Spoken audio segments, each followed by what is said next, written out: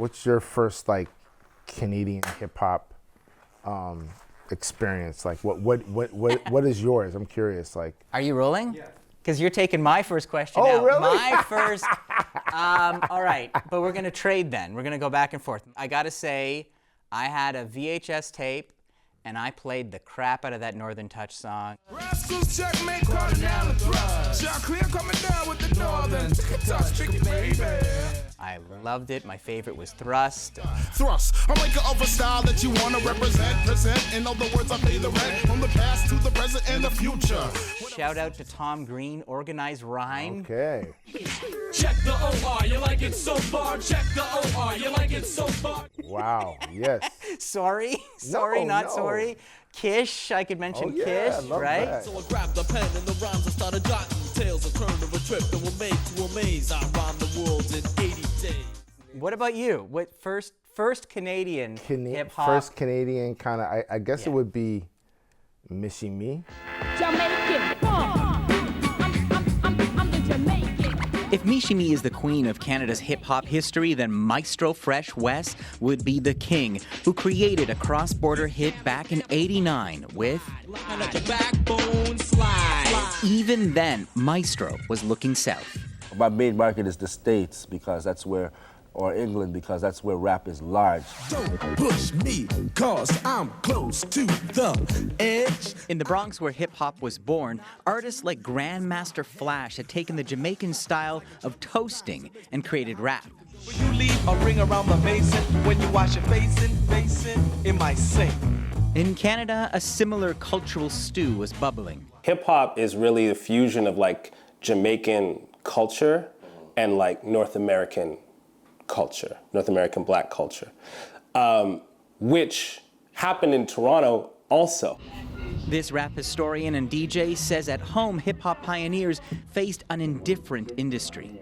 It took time for the gatekeepers in Canada to think about their creative and cultural industries in a globally competitive way rather than sort of a navel-gazing Canadian kind of way. By the early 2000s, things were changing. There was an embrace of like, you had artists like Cardinal, Chaclair, Socrates. You had artists like Ghetto Concept. And then in 2009, the kid from Degrassi took Canadian hip-hop higher than it had ever gone before. I'm more than just an option. I think Drake's contribution to hip-hop coming out of Canada can't be overstated. Just so I can make it rain. I remember that moment of seeing these songs with like a video with Eminem, Wayne, and Kanye. That was not a thing we really imagined for ourselves. Today, hip-hop music is the biggest genre in streaming. Last year, 29% of all streams in the US were R&B or hip-hop. Forever mine, ever mine. But for Canadian rappers looking to follow Drake's lead, That is comparing apples to oranges. We don't have 330 million people to consume music in our country. Swing swords. and yet there's a new wave, rappers such as Akintoye, Baby No Money, using TikTok to find their audience. Shorty dance for a minute. Emigrating from Jamaica to London, Ontario, King Cruff is bringing the island flavor back. I feel like they still view hip-hop as like the little stepchild sometimes. Like hip-hop's kind of like the one that's like asking for attention, or that's like, yo, like there's actually some talent here. From the early days of block parties in the Bronx to dance battles in Montreal, Canadian hip-hop has always defied expectations. Never forget having this one phone call with this executive, and he said to me, there'll never ever be a Canadian superstar rapper. I will never forget that conversation. And that's just an example of like how far we come. And for the next generation, the party's just getting started. The future is going to look so bright. So I feel like right now is just, we're in a moment of patience, and I see it paying off heavily in the near future.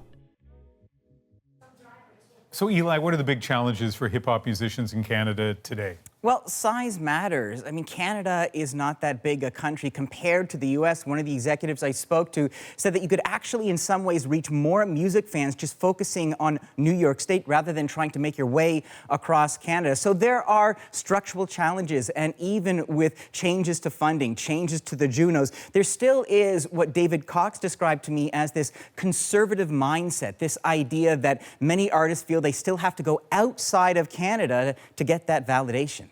So big challenges, but still a positive vibe? I mean, the magic of hip-hop is that it's this disruptive, almost revolutionary force. Think of how it began, taking these two elements and combining them together and creating a whole new sound. And so the music will find a way, certainly the musicians will find a way, whether it's with the industry or using the internet to go straight to fans themselves.